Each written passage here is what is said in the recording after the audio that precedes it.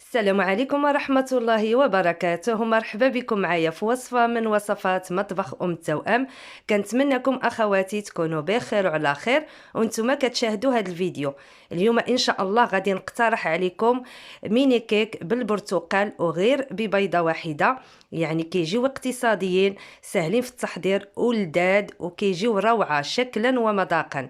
كنتمنى أخواتي تشاهدوا الفيديو من الأول حتى الأخير باش تشوفوا معايا المكونات مع طريقة التحضير وتبارطاجيو الفيديو مع الأحباب والأصدقاء باش تعم الفائدة على الجميع. ودابا بسم الله على بركة الله نمر نشوفوا المكونات مع طريقة التحضير.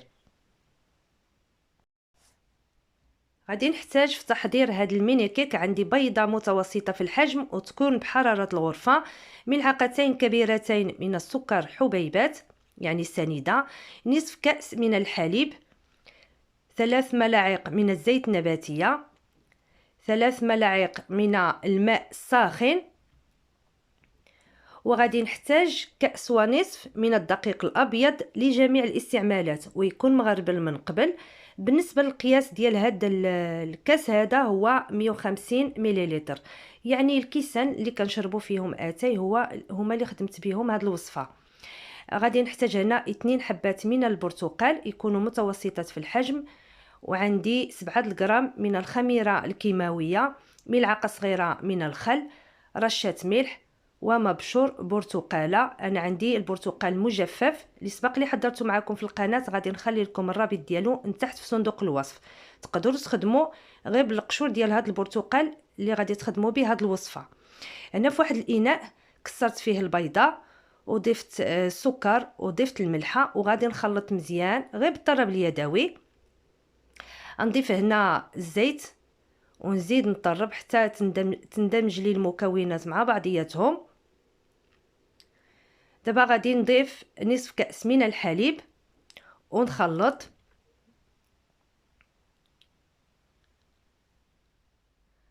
نضيف مبشور برتقاله، ودابا غادي نبدا نضيف الدقيق بالتدريج شويه بشويه وانا كنخلط بالخلاط بالطراب اليدوي.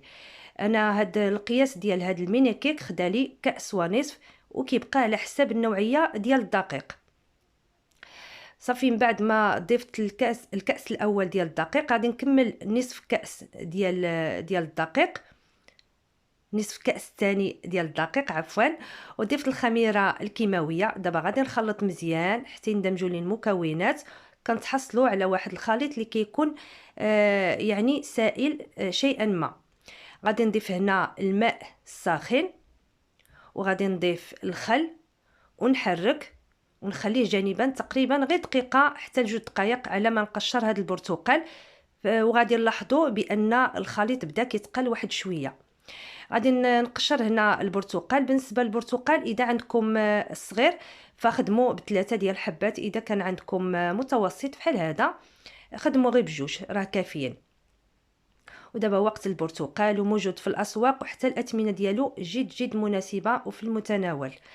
غادي من بعد ما قشرته نقيته مزيان وغادي نقطعهم الى شرائح رقيقه وغادي نوضعهم في واحد الطبق على ما نوجد القوالب اللي غادي نوضع فيها هاد الميني كيك. واسمحوا لي على الصوت غير قبلوا عليا هذا النهار حيت ضربني البرد. المهم قبلوا على هذا الفيديو كما هو، الله يجازيكم بخير. صافي غادي ناخذ هنا هاد القوالب ديال ميني كيك. انا خديت هنا 10 ديال القوالب. اذا كان عندكم ديك القوالب كيكونوا الجناب ديالهم طالعين فغادي ياخذوا لكم غير تقريبا 8 حتى ل 9. انا عندي الجناب ديالهم يعني نازلين واحد شويه فخداو لي تقريبا 10 ديال القوالب. دهنتهم بالزبده ورشيتهم بالدقيق وكنوضع فيهم القياس ديال واحد ملعقه من هذه الملعقه هذه ديال الخليط. يعني غادي تعمروا ثلثين وغادي تخليو ثلث فاش غادي يطلع هذا الميني كيك. غادي نوضع الدائره ديال البرتقال في الوسط وغادي ندخلهم الفران اللي عندي كيسخن من قبل على درجه حراره 170 درجه. وكنوضعوا الصينيه في الرف في الوسط. كيف ما قلت لكم الفران عندي كيسخن من التحت ومن الفوق. خداو لي تقريبا 20 دقيقه وكنخرجوهم، كنصبروا عليهم غير واحد شويه وكنحيدوهم من المول. كيف ما كتلاحظوا ما كيلصقوش نهائيا. كنحيدوهم بواحد الكوردون اولا بواحد السكين.